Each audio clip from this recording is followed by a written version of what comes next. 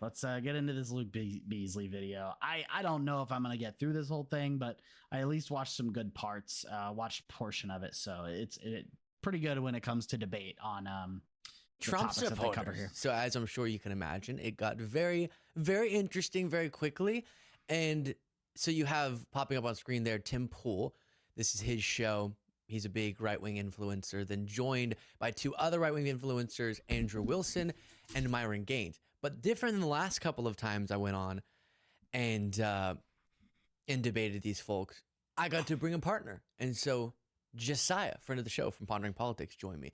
And I think this will be fascinating to go over for the normal reason, just because different parts did get heated. We'll talk about that and the subject matter. But I also think as I've done more of these appearances on different platforms, certain things that I've learned, I think, produce interesting takeaways. So I'll break that down. Like this first clip, you'll notice I'm doing something very intentionally. And I'll explain that. And it is directly because of my experience the last couple of times. And then also, like I said, the subject matter is fascinating. While you watch, please do click the subscribe button if you appreciate this show. He's fascistic, et cetera, et cetera.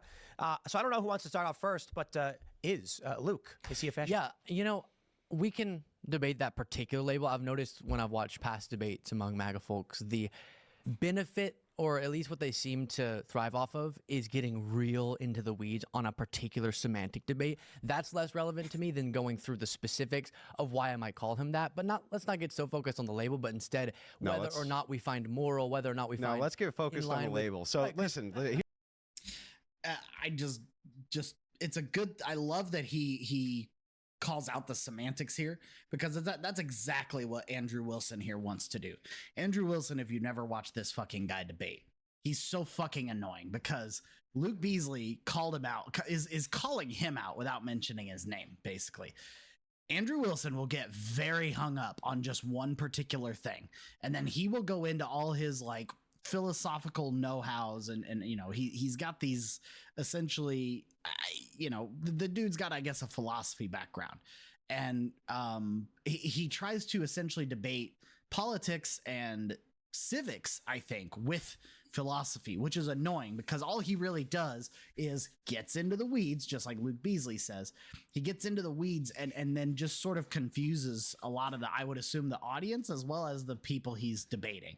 And Luke Beasley's just trying to get ahead of that because that's 100% what he's going to try to do. So here's why. Because you can't defend. Well, first finish of off all, my point, though. You first of all, can't defend. Luke. Well, hold on. I'm going to finish this. You can't defend what he does. So then you try to distract from that with just really abstract from your label lies. discussions. Yeah, from your lies. What he's done or lies? So you can't. Yeah, no. So first of all, hang on, Luke. Semantics are super important to a debate for a reason.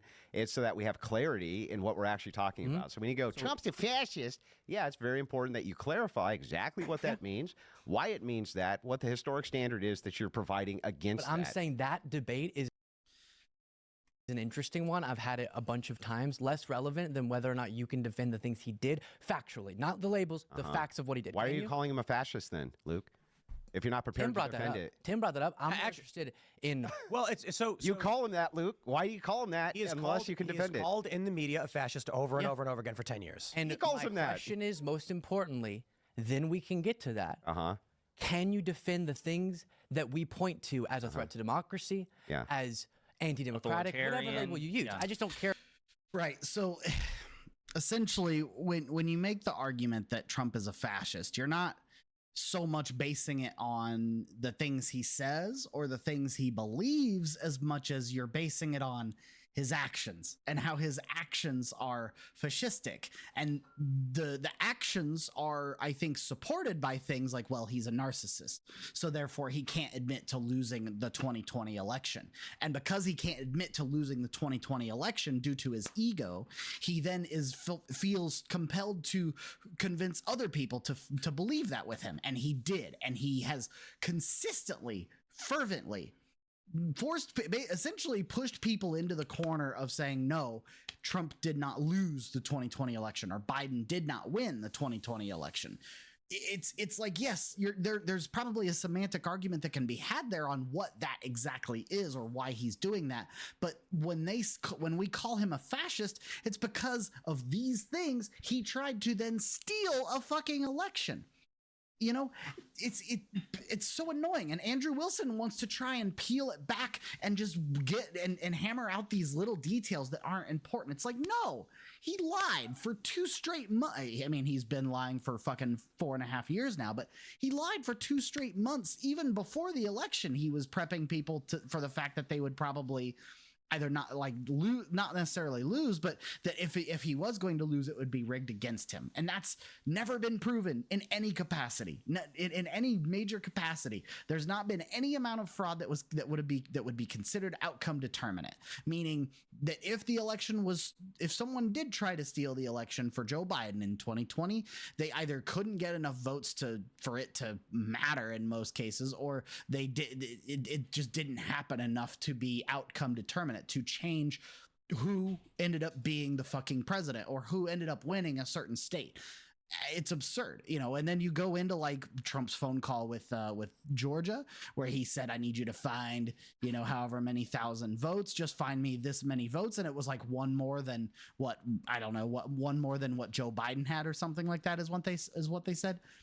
So you go through all these things, and Andrew doesn't want to have that argument because, yes, exactly as Luke said, he can't defend the actions themselves. So instead, he's going to try and be like, well, no, and try to peel it back to this other layer that doesn't fucking matter at the end of the day, right? Something that is not relevant to the argument of, is Trump a fascist? Can you defend that he's a fascist or not, Luke? I absolutely have had that discussion a bunch of times. That's not what I asked you. Can you repeat my question? I asked you, can you defend that he's a fascist? We would point out things that we might describe as authoritarian or fascistic, even if you don't agree with a particular label. And that's what he's saying we want to talk about. So, for example, did he plot to overturn the 2020 election? Did he resist the peaceful transfer of power? Does he command a cult of personality? These are factual questions. Does he threaten the media? This is not. I'm not going to make a whataboutism. I'm going to say, okay, let's start from that presumption that would make Trump a fascist. That would also make Obama or Biden or Kamala much the same. Which we can discuss, which is false. What you just described as Donald Trump would apply to them in they symbol fraudulent states of elections. When have they ever resisted the peaceful transfer of power or plotted to overturn an election? I believe this was the first election in 52 years. The Democratic Party has not challenged the election. No, you're talking about the thing that is within congressional rules, which is you can object to the account. That's different than assembling from different states people who aren't the lawful electors, and then trying to get them counted by your vice president as the real one. Right. It's completely different. But that is also a procedure. One is a you can't just get random people to sign fake forms saying they're not fake electors. forms. They were. They're not fake forms. You know why the people were prosecuted? What do you think we mean by fake forms? States? They're okay, fine, Tim. They're not fake forms, but these people were not the electors of the states that they claimed to be the electors for. What the fuck do you okay, the forms may not have been fake. Okay, so what? They got the form from somewhere like, I don't know, somewhere official or something, like, I don't know. What do you mean? How are the forms not fake? Right, it's not invisible. You need to define what a fake form is. We don't mean by an invisible piece of paper. It was a fraudulent document. Wait, that's semantics, Tim. Yeah. Like I said, very important to debates. Because you can't talk about... And again, Andrew's like right there to be like, I told you semantics is important. And it's like, dude, you guys are trying to argue whether or not the fucking paper that was submitted was actually fraudulent or not. It's like, okay, everybody signed it was fucking fraudulent. So if someone submits a bill to Donald Trump's desk, they bypass the House, bypass the Senate, they get a bill saying, everybody should get a popsicle on Tuesdays at 2 p.m. their local time or whatever, right? And Trump signs it. Does that mean it was a real, just because Trump signed it, or just because Trump even looked at it, does that mean it was a real bill? Fuck no. Like, it just doesn't make any sense. I don't care if they used the same letterhead as Congress, or if they, followed some sort of guide on how to file a bill or how to submit a bill to Congress. It's not legitimate because it didn't go through the legal process. And this guy is smug thinking, I got him. Fucking idiot. I want to spend 45 minutes on what's a fake form. Right, right. So that little moment is why Jessiah and I were so stubborn about what we're going to talk about. And I even said, beforehand. I don't get to have these sorts of conversations a ton. And so now that we're in the room together, sorry, but I'm going to have to hold you to something specific. Because what I noticed is that people do deploy, whether it's purposefully bad faith or not, it does create a bad faith discussion, sort of debate techniques that seek to avoid the core important part of the debate. So you might remember last time I was on Tim Pool, there was sort of I say I don't think that the January 6th rioters should be pardoned. And then Tim does, and this is a satirical version of what he did, but, oh yeah, well, if you can't name the exact shoe that the rioter had on and the name of his second wife, blah, blah, all of these hyper narrow follow-up questions that seek to abstract the conversation from the core part of it, which is, do we think, in the case of the rioters, that people who attempted to do the things they did should be, even in a symbolic way, but also the actual act, should avoid being held fully accountable, and that being something the president's choosing to do because it's people who were doing those things in his name. Or with this, I've noticed that, and this is why I was going, we can talk about the fascist label. You'll notice a little bit later, we actually pull up the definition of fascist, and Andrew goes, no. It's just your attempt often to avoid the things, the facts of what Trump did that we take issue with. Because if you're going to go and justify the assembling of fraudulent electors, or even the threats against the media, things that we would use to use such a label, things that would lead to us using such a label like fascistic or authoritarian. But if you're okay with those things, then I don't really care about the label. I really don't. You can call him a poo-poo head. I don't care what you call him. That's why you don't actually hear me say fascist very often. When it comes up, I'll make the point that it's a little bit absurd how angry MAGA gets.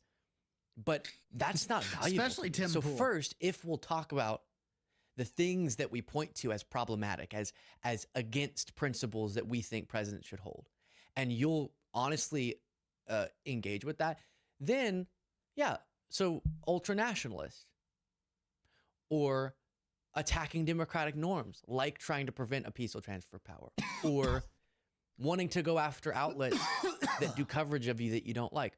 Those things, and we do get into that in this. Luckily, they eventually go there.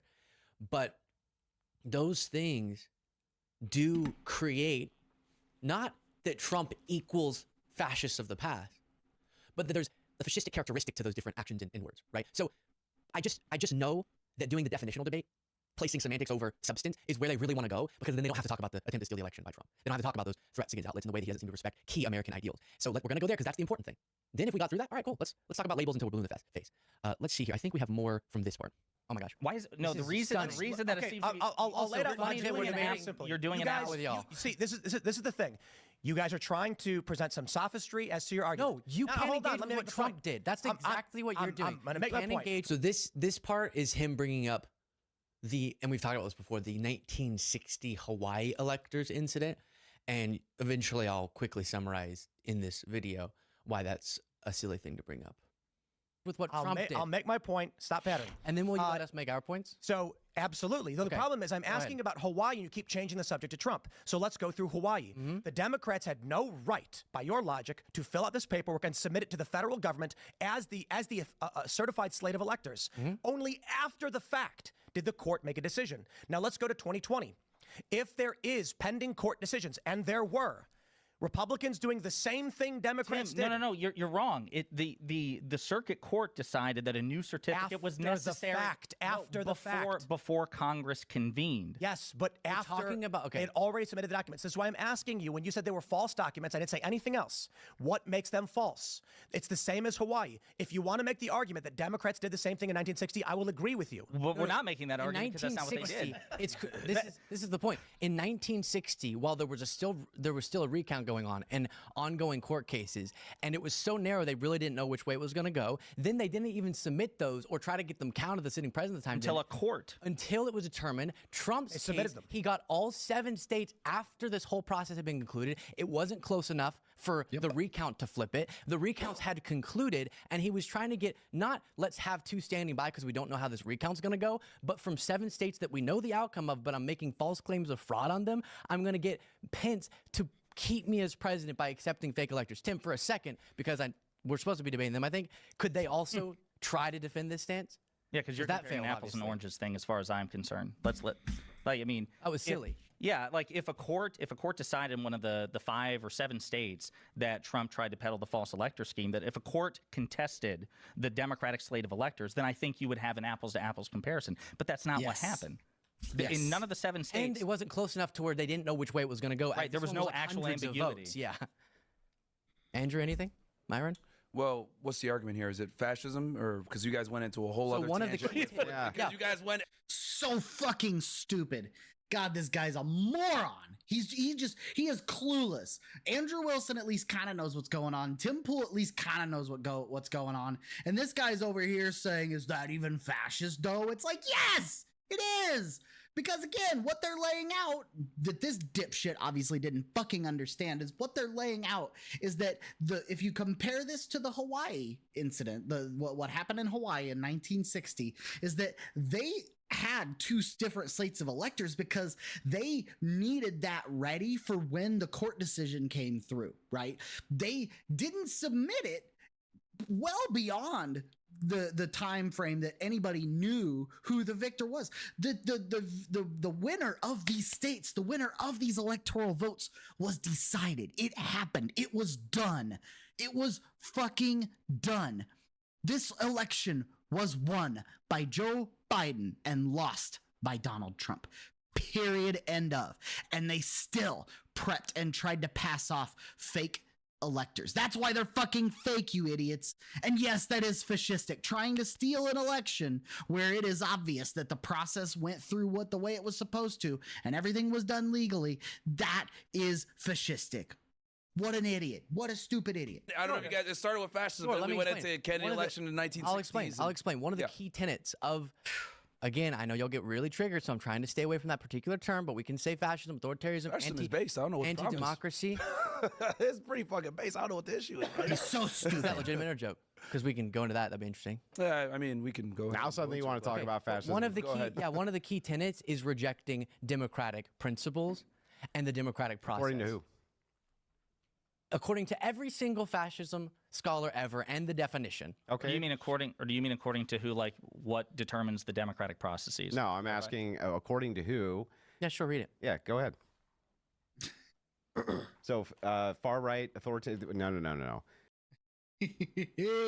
Yeah, and Luke points this out here in a minute too. But I wanted to read this because Luke takes the screen away here pretty quick. But this is I know it's the Wikipedia definition. Say what you will about Wikipedia, it tends to be pretty damn accurate in most of everything it talks about. So far right, authoritarian, ultranationalist, MAGA. They fucking stick the American flag on fucking everything. They put Trump flags on their trucks. They slap it on their coffee mugs, their shirts, everything. Ultranationalist, ding, check, that's Trump. Authoritarian, yeah, need I say more? Authoritarian, look at the first 2 weeks of this administration. Insanely authoritarian. Far right, yup. They fucking want they want like they want to get rid of immigrants. They want like forced birth through like a federal abortion ban. Yes, this is fascism, everybody. Welcome to America in 2025.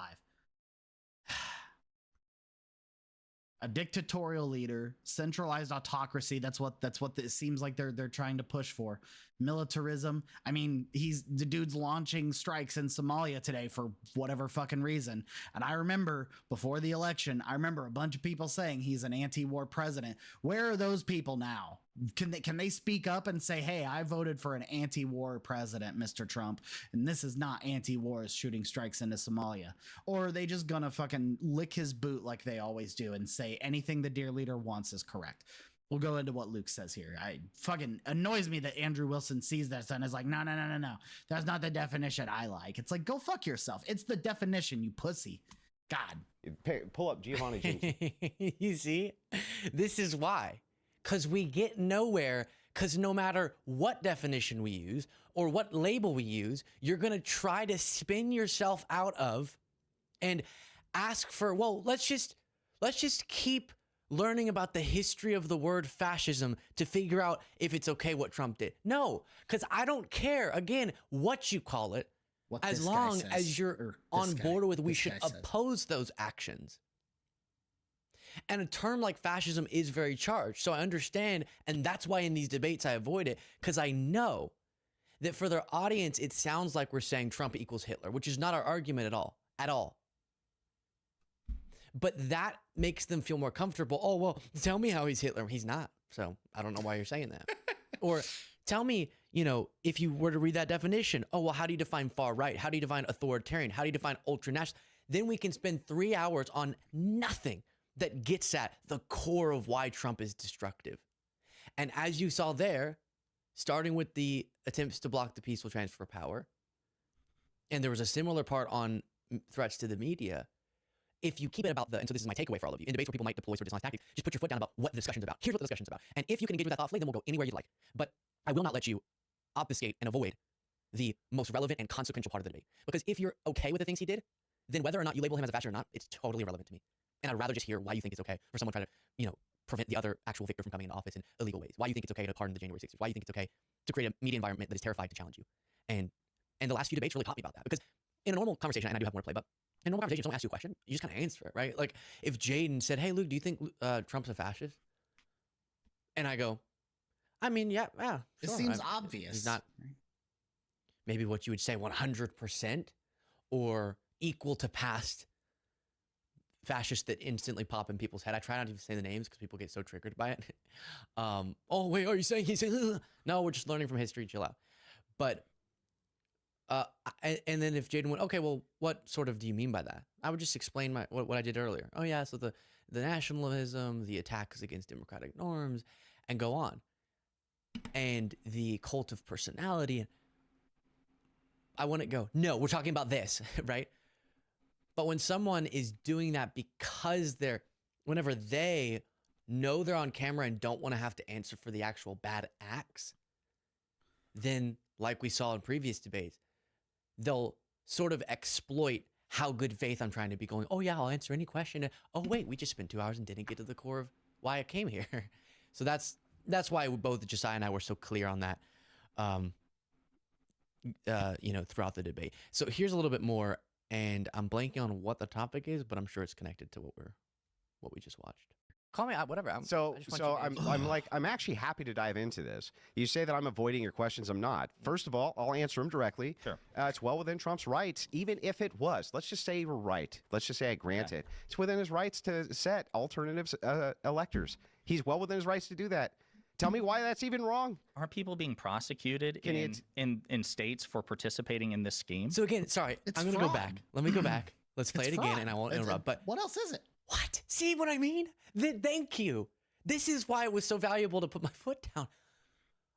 I don't care what you call him if you're going to say, I don't think it's bad to pick your own electors. To say my vice president should try to coerce Congress into certifying not the lawful electoral college outcome, but a different one, so I stay in office. What's the problem with that? And then watch what he says, because he went, why is that bad? And Josiah went, because he lost, so he shouldn't try to declare that he won.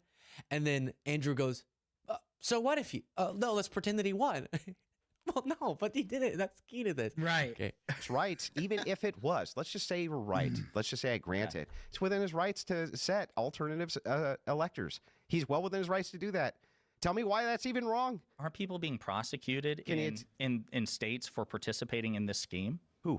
The fake electors. Who? In all wait, I got a question. Does the law name each one of their names? Right. He has or you to don't know who. what you're talking about. Right. Blonde or brunette? prescribe morality? No. Wait, you said the right. Do you mean legal right or moral yes right? Or no question. Oh, sorry. No, I thought it was a good question. So what's actually wrong with it? So Why is it even problematic? Because he didn't win the election. So let's just say he didn't. Okay. Well, then agree. Stop, Spurgley. Let's just say he didn't. Let's just assume it. Stop, Spurgley. This fucker, you always know you've got him beat when he just pulls ad homs. He just pulls ad homs. It pisses me off that anybody considers this guy a legitimate debater, because in fact he's just a coward with a fucking brain. That's all he is. He's just a coward with a brain who knows a lot about philosophy. That's it. That's fucking it. And he wields a sword for the right for whatever reason. I don't know. I think he's just got some deep-seated hatred for a lot of people, and the right caters to that. But he knows how to argue it without delving into what really at his core just makes him rotten. I don't know if he hates immigrants, or if he hates women having rights, or if he, just doesn't in general like people of color. I don't know, but this guy's got something fucking deep in there that really, really rots him at his core. And he uses all this other stuff that's in his head to just hide all that and pile onto it, so that it becomes a discussion about fucking nothing instead of what these guys are trying to really talk about. Just amazing that anybody thinks this guy's a legitimate debater. They're just people who think that are stupid people. That's what I'll say. Let's just can I have a back and forth for 2 seconds? I mean, without you nipping my heels. This is interesting that we're even on this. Like, the election was stolen, guys. That is why 2024 election. The 2020 election. Oh shit. So that's and there were a lot of moments like that, but this segment would get too long if I went to every little part. But we're gonna do a second segment about we got into a gay marriage debate and some other things. But closing out this one, I think that's the most iconic moment, which is, well, let's say that he won. Well, no, then he should have his electors counted. What? No, because what are you talking about? And then Myron jumps in, barely getting much of Myron, and goes, well, the election was stolen. So, okay, well, I guess we can talk about that then, but none of this is something normally they're willing to engage with, which is why I'm happy that finally we got them to. And then to summarize, actually, we might talk about it in the second segment, but we also got into the media threats and there's sort of this attitude of, well, okay, if Trump has the legal power to sue someone or try to remove someone's license or do this or that, what's wrong with it? And it's like, yeah, well, you can leverage your governmental power. Anyway, he's just closing it out here, but like, it's fucking ignorant, man.